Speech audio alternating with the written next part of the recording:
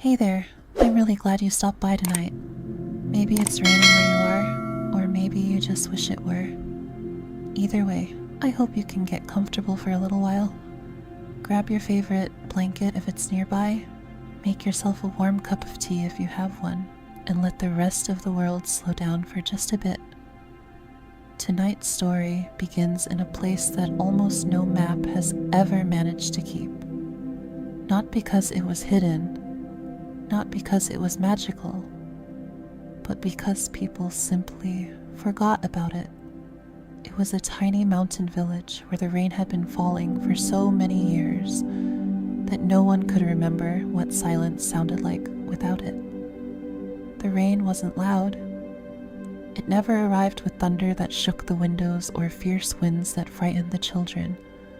Instead, it drifted down gently, day after day, year after year, like an old friend who never seemed to leave. The rooftops glistened from morning until night. Stone paths sparkled beneath warm lantern light.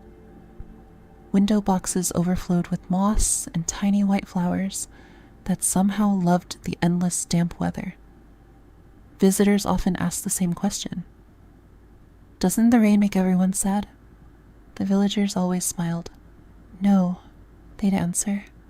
It reminds us that every day has a quiet rhythm. And perhaps that was true. Nothing in the village ever seemed rushed. The baker took his time kneading bread while humming songs no one else remembered. The gardener trimmed roses even while tiny droplets collected on every petal. Children folded paper boats and floated them through narrow streams that wound gently beside the streets. Even the cats seemed to move more slowly there, curling up beneath awnings where they could watch the rain without getting wet. Life simply flowed, as though the rain had quietly taught everyone that not everything needed to happen quickly. Near the very top of the village stood a small clock shop. It wasn't impressive. In fact, many travelers walked right past it without giving it a second glance. Its wooden sign had faded years ago. The windows were old enough that tiny ripples in the glass made everything inside look slightly dreamlike. The front door gave the same soft creak every single time it opened, and hanging above it was a little brass bell whose gentle chime had welcomed visitors for longer than anyone could remember. Inside, hundreds of clocks filled the walls. Grandfather clocks, pocket watches, tiny desk clocks, cuckoo clocks carved from dark walnut, round brass clocks polished until they reflected the warm glow of the lanterns. Some ticked quickly, others ticked slowly. Together they created something almost impossible to describe. Not noise, not silence, something comfortably in between, like listening to rain while sitting beside a fireplace. The shop belonged to an old clockmaker named Arthur. At least, it used to. Arthur had been the kind of craftsman who believed every clock deserved its own personality. He never hurried through his work. He claimed clocks could tell when someone rushed them. Most people laughed whenever he said that. But every clock he built lasted for generations. Years earlier, Arthur had passed away quietly in his favorite chair, surrounded by half-finished gears, tiny brass springs, and dozens of clocks patiently keeping him company. Since then, the little shop had been cared for by his daughter. Her name was Eliza. She wasn't famous. She wasn't extraordinary. At least, not in the way stories usually describe extraordinary people. She couldn't cast spells. She couldn't speak with animals. She didn't possess ancient treasures or secret powers. She simply knew how to listen. Not just to people, to clocks. Every morning before opening the shop, Eliza walked from one clock to the next. She wound each one carefully. She polished every brass surface until it caught the soft morning light.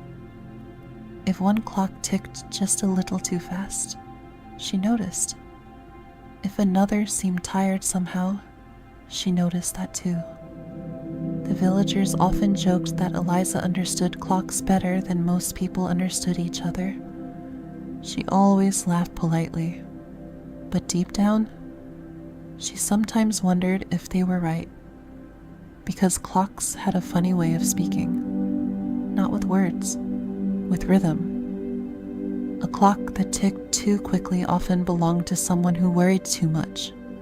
One that slowed down usually sat inside a lonely home, and every now and then, one would simply stop. Not because it was broken, but because something far more difficult to repair had happened. Arthur used to tell her that every clock carried a little piece of the person who cared for it. As a little girl, Eliza thought that was just one of her father's charming old stories. Now, she wasn't so sure. One rainy evening, just as she finished locking the front door, something unusual happened.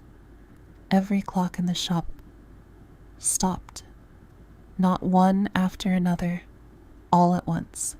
Eliza froze. For the first time in years, she could hear only the rain. Then, somewhere deep inside the shop, a single clock struck. 1, 2 at 3. By the time it reached 12, Eliza had already turned toward the sound. But then, it rang once more. 13. And in that quiet little village where nothing surprising ever seemed to happen, Eliza realized that tonight was going to be unlike any night she had ever known. For a long moment, Eliza didn't move. She simply stood there, one hand still resting on the brass doorknob, listening to the rain tapping softly against the windows. The silence inside the shop felt strange, not empty, just unfamiliar. For as long as she could remember, the steady chorus of ticking clocks had been part of every hour of every day. It was the sound she had fallen asleep to as a child, the sound that greeted her every morning, the sound that made the little shop feel alive. Without it, the room seemed to be holding its breath. Then came another sound, a faint metallic click. It echoed somewhere beneath the floorboards. Eliza frowned. The shop had always been full of little noises, old wood settling, springs unwinding, rain brushing against the roof. But this was different. It sounded deliberate, as though something had just unlocked itself. She reached for the nearest lantern and lit the wick.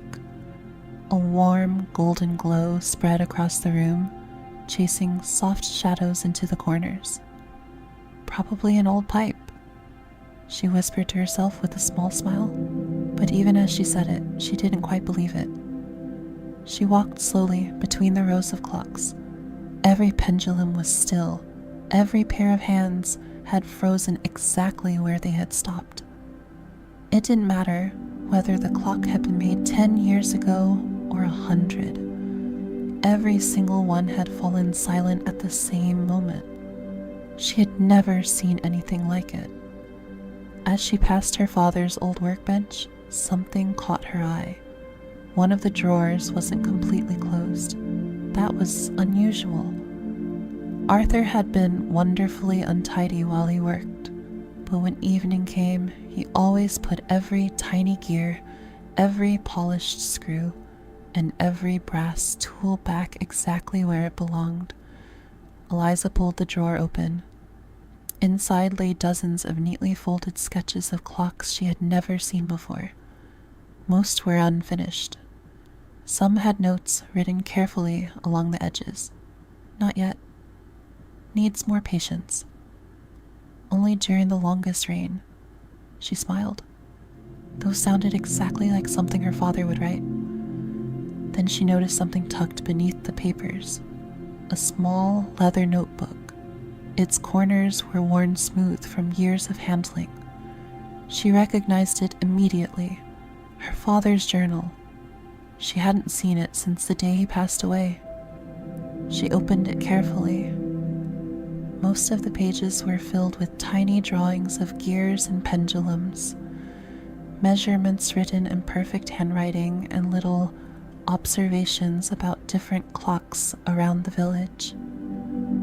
Mrs. Holloway's mantel clock loses 3 seconds whenever she's worried. The baker's clock runs faster on mornings when cinnamon rolls are in the oven. Children always wind clocks too tightly. Eliza couldn't help smiling. Her father had noticed everything. She turned another page, then another. Near the middle of the journal, the handwriting changed. It became slower, more thoughtful, almost hesitant. If you're reading this, she stopped. Her heartbeat quickened. If you're reading this, then one of 2 things has happened. Either I'm finally organized enough to show you these pages, or the 13th chime has returned. Eliza blinked. Returned? She kept reading. Most people believe clocks only measure time. They're wrong. The finest clocks also remember it. Outside, the rain grew just a little heavier. Every joyful laugh, every goodbye, every promise, every quiet afternoon, time never truly lets them disappear. It keeps little pieces of those moments tucked safely away. Eliza leaned against the workbench. The words felt strangely familiar. She remembered being very young, sitting in the same wooden stool while her father polished tiny brass gears. He had once asked her a question. "What do you think a clock really keeps?" She had answered proudly, "The time." Arthur had laughed softly. "No." He tapped the center of the clock. "It keeps stories." At the time, she'd rolled her eyes. She was 8 years old. Stories belonged in books, not clocks. Now, years later, those words came back with surprising clarity. She turned another page. "When the oldest clock strikes 13, do not be afraid. Follow the rain. It knows the way." The sentence ended there. Nothing else. No explanation. No map. Just 4 simple words. Follow the rain. Eliza looked towards the windows. Rain streamed gently down the old glass, catching the lantern light like hundreds of tiny silver threads. Then, drip. A single drop landed inside the shop. She frowned. That couldn't be right. The roof had never leaked. Another drop fell. Then another. Not from the ceiling, but from the far corner of the room. She carried the lantern toward it. The wooden floor beneath one of the tallest grandfather clocks shimmered with water. Not a puddle, more like a thin silver line winding gently across the floorboards, almost like a tiny stream. She knelt beside it. The water wasn't soaking into the wood. Instead, it seemed to glide across the floor with a quiet purpose, as though it knew exactly where it wanted to go. Eliza watched, fascinated, as the little stream slipped beneath the grandfather clock. There was a soft click. The clock moved. Not the hands, the entire clock. Slowly, silently. It shifted a few inches to the side. Behind it, hidden for decades, was a narrow wooden door she had never seen before. No handle, no keyhole, just an old brass plate with 4 carefully engraved words. For rainy nights only. Eliza felt a chill. Not of fear, but of wonder. Her father had worked in this room every single day. How had he managed to keep this hidden all those years? She reached out and brushed her fingertips across the brass. The metal felt warm, almost as if someone had touched it only moments earlier. The rain outside continued its gentle rhythm. Somewhere beyond the hidden door, something answered with a single, soft tick. And for the first time that evening, Eliza realized she wasn't alone in the silence. Eliza held her breath. The tiny tick came again, so soft that she almost wondered if she'd imagined it. Tick, then silence. The brass plaque beneath her fingertips felt strangely warm, as though it had been waiting for this very moment. She glanced back at the shop. Rows of silent clocks stood exactly where she left them, their motionless hands frozen beneath the lantern light. For the first time in her life, the shop didn't feel like the place she knew. It felt older, as though it had quietly remembered something she had forgotten. She looked once more at her father's journal. Follow the rain. That was all he had written. No instructions, no explanation, just 4 simple words. Eliza smiled to herself. Well, she whispered, I suppose I'm following. The moment she spoke, the little wooden door opened on its own. Not with a loud creak, not dramatically, just a gentle sigh, as if old hinges were waking from a very long sleep. Beyond it, a narrow stone staircase disappeared into the soft darkness below. Cool air drifted upward. It carried the familiar scent of rain, mixed with cedar wood, old paper, polished brass, and something she couldn't quite name. It smelled like memories. Eliza lifted her lantern and stepped inside. The staircase curved slowly downward. Every few steps, another lantern hanging from the wall quietly lit itself. One, then another, then another. No flames appeared. The glass simply glowed with a warm amber light, guiding her deeper underground. She didn't feel frightened. Curious, yes. A little overwhelmed. But somehow, she also felt expected. As though whoever had built this place had always known that one day she would find it. At the bottom of the stairs stood a round wooden door carved with hundreds of tiny clocks. Some were no bigger than coins. Others looked like miniature grandfather clocks, no taller than her hand. Each carving was unique. No 2 were alike. At the center was a simple brass handle. When Eliza touched it, the door swung inward without a sound. She stepped into a room unlike anything she had ever imagined. It wasn't large. In fact, it felt surprisingly cozy. Circular stone walls surrounded shelves that stretched from floor to ceiling. But instead of books, the shelves were filled with clocks, hundreds of them. Some looked ancient enough to belong in museums. Others were tiny enough to fit inside a pocket. They were clocks carved from cherry wood, walnut, oak, polished marble, blue porcelain, even smooth river stones. Each one rested on its own little stand. Each one had a handwritten name beside it. Not the name of the clock, the name of a person. Eliza slowly walked past them. Margaret, Thomas, Lillian, Samuel, Grace, Henry, dozens, then hundreds. She frowned. She recognized nearly every name. They belonged to people from the village. Some still lived there. Others had passed away many years ago. What is this place? Her voice barely rose above a whisper. No one answered. Instead, every clock in the room gave a tiny, gentle tick, only once, as though acknowledging her question. Near the center of the room stood a wooden table. Unlike the workbench upstairs, this one was perfectly clean. Resting on it was a folded letter. Her name was written neatly across the front. Eliza.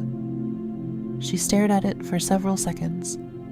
The handwriting belonged to only one person. Arthur. Her father. She slowly unfolded the letter.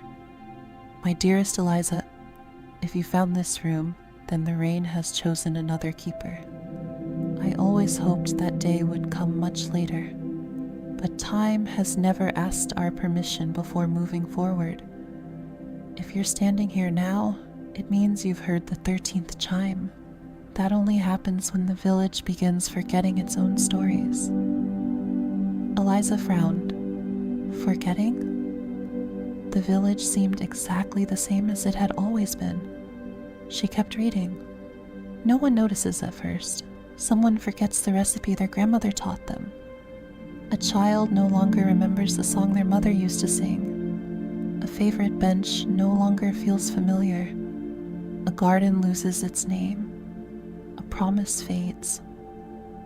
Little things. Tiny things. The sort of things people believe don't matter, but they do. Because a village isn't built from stone. It's built from memories. Eliza lowered the letter. She thought about old Mr. Holloway across the street. Only last week he'd struggled to remember the tune he used to whistle every morning. The baker had mentioned he couldn't quite recreate the cinnamon bread everyone loved. Even Mrs. Avery had laughed about forgetting where she'd planted her favorite roses. Everyone had blamed age, or busy minds. No one had thought much about it, had they? She looked back at the letter. The rain has always protected those memories. Every drop carries tiny echoes of joyful moments. When enough memories begin slipping away, the oldest clock rings 13 times. That is the rain's way of asking for help. Eliza read the sentence twice, then a third time. It sounded impossible. And yet, nothing about tonight had been ordinary. She folded the letter carefully. A soft voice spoke behind her. You read it exactly the way he hoped you would. Eliza spun around. An elderly woman stood near one of the shelves. She wore a long gray coat with tiny silver raindrops embroidered along the cuffs. Her white hair was gathered neatly beneath a blue scarf, and kind eyes sparkled behind round spectacles. For a heartbeat, Eliza was certain no one had been there a moment ago. The woman smiled. I was beginning to wonder when you'd arrive. I'm sorry, Eliza said quietly. Have we met? The woman chuckled. Oh, many times. You simply don't remember. She stepped closer and offered a gentle hand. My name is Miriam. I was your father's teacher. Eliza blinked. My father never mentioned a teacher. He rarely mentioned himself either. Miriam laughed softly. Arthur preferred fixing clocks to talking about them. She looked around the room with quiet affection. He took very good care of this place. Eliza glanced at the shelves once more. What exactly is this room? Miriam rested her hand on one of the clocks. This, she said, is where the village keeps its heart. The little clock beneath her fingers began ticking, just once. Then another beside it. Then another. One by one. Tiny clocks throughout the room slowly awakened. Their gentle rhythm spread like ripples across still water, not loud, not hurried, just enough to remind the room that time had started moving again. Miriam looked toward Eliza and smiled. But before sunrise, she said softly, there is something very important you need to see. The lantern nearest the far wall flickered. Behind it, another hidden doorway slowly appeared in the stone, and from somewhere beyond it came the unmistakable sound of rain, not outside, but deep beneath the earth. For a few quiet moments, neither of them spoke. Eliza stood beside the old wooden table, still holding her father's letter, while the tiny clocks around the room continued their gentle rhythm, tick, tick, tick. It wasn't the steady chorus from the shop upstairs. This was softer, almost like whispers shared between old friends. Miriam picked up a lantern from a nearby shelf and smiled. Come with me. Eliza followed without a word. The hidden doorway opened into a narrow stone passage, its walls smooth from centuries of flowing water. Tiny droplets clung to the ceiling, catching the lantern light like scattered stars. The farther they walked, the cooler the air became. The scent of cedar slowly faded, replaced by the clean smell of fresh rain and damp stone. Somewhere ahead, water was moving. Not rushing, not roaring, just flowing quietly. The passage widened, and Eliza suddenly stopped. Before them stretched an underground river unlike anything she had ever seen. The water was perfectly clear. So clear that every smooth stone at the bottom seemed close enough to touch. But what truly caught her attention wasn't the water itself, it was the light. Tiny silver lights drifted beneath the surface, rising and falling with the current like hundreds of sleeping fireflies. They weren't reflections. They were inside the river. "What are they?" Eliza whispered. Miriam smiled, though there was a touch of sadness in her eyes. "Memories." Eliza looked at her, certain she had misheard. "Memories." "The happiest ones," Miriam replied. "The quiet ones people almost forget." She knelt beside the river and gently dipped her fingers into the water. The moment she did, one of the silver lights floated upward. It hovered above the surface for a heartbeat. Then it bloomed into a tiny scene. Eliza gasped. There, suspended in the air, no bigger than a teacup, was a little girl laughing as she chased bright yellow butterflies through a summer meadow. The girl's hair danced in the wind. Someone off to the side was laughing with her. A mother. A father. The scene lasted only a few seconds before dissolving back into silver light and slipping gently into the river once again. Eliza stared at the water in amazement. Was that real? It was. Miriam's voice remained calm. Every joyful moment leaves a trace behind. The first snowfall someone remembers. The smell of bread cooling on a windowsill. The sound of a grandfather humming while he repairs a toy. A rainy afternoon spent reading beside a window. They may seem ordinary, but ordinary moments are often the ones people treasure the longest. Eliza slowly walked along the riverbank. Every few feet, another silver light rose from the water. A young couple dancing beneath paper lanterns. A boy proudly showing his grandfather the first fish he'd ever caught.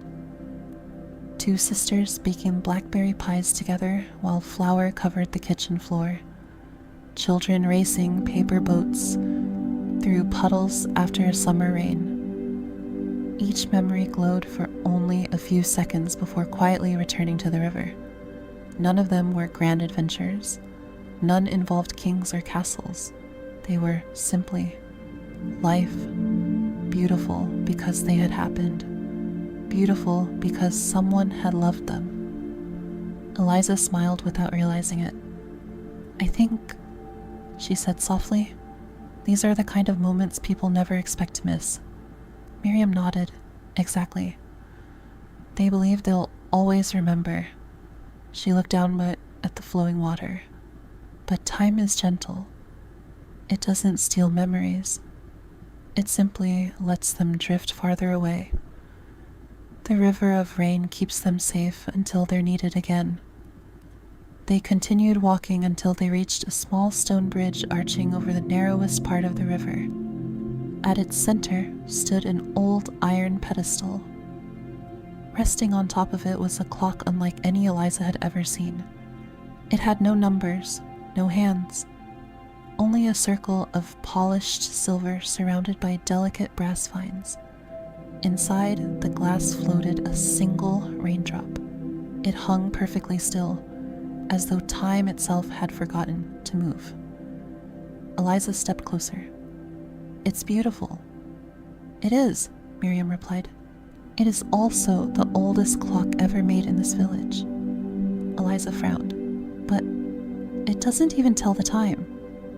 Miriam smiled. "No. It tells something far more precious. She gently rested one hand against the glass. This is called the Rainkeeper. It measures how many memories the village still carries in its heart. Eliza looked at the tiny raindrops suspended inside. It shimmered softly, but something felt wrong. The silver glow was faint, almost fragile. Miriam noticed the expression on her face. You see it too. Eliza nodded. It looks smaller. It is. There's no fear in Miriam's voice, only quiet honesty. Every year, a few memories fade. That's natural.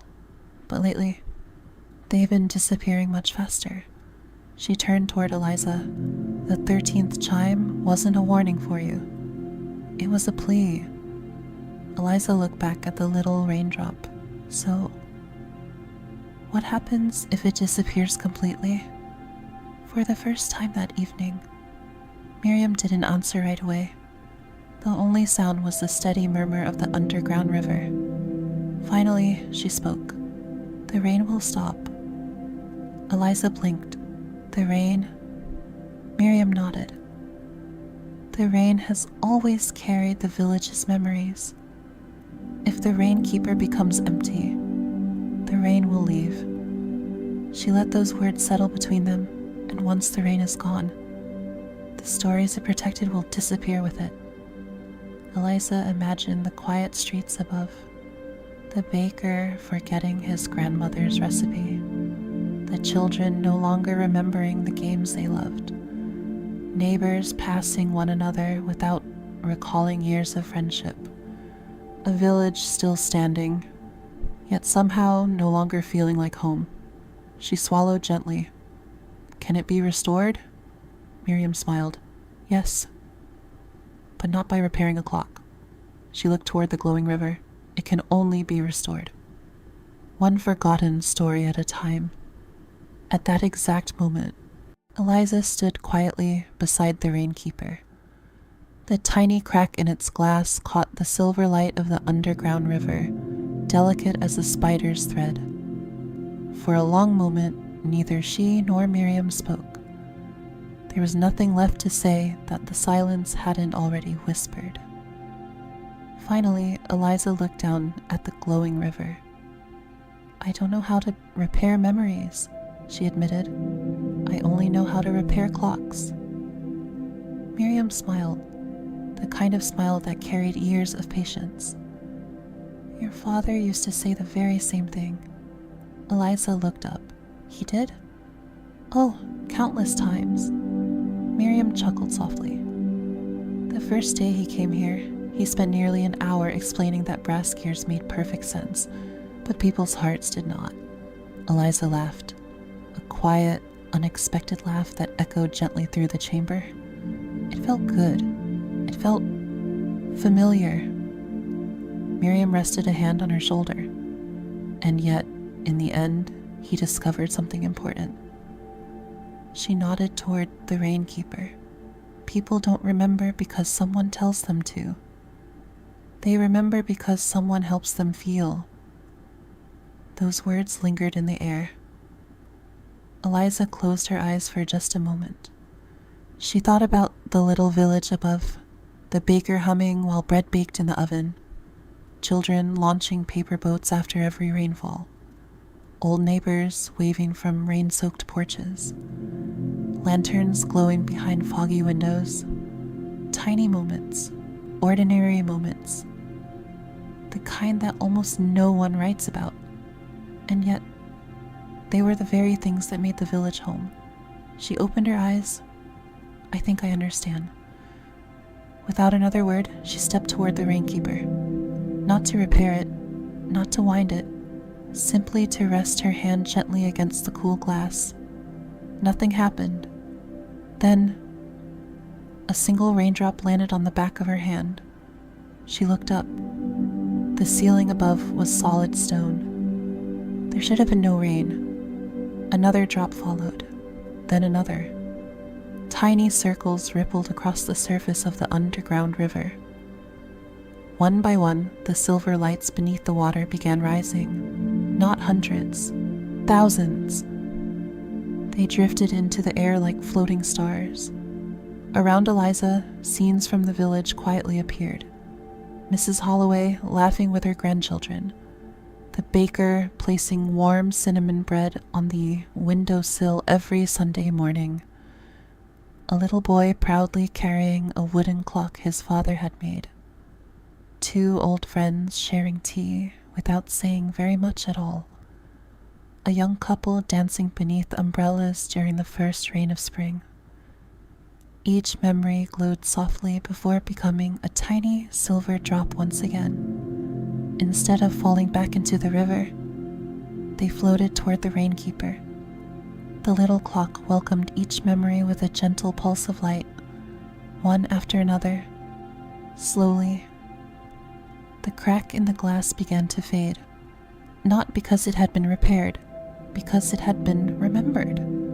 Eliza watched in quiet amazement. I didn't fix anything.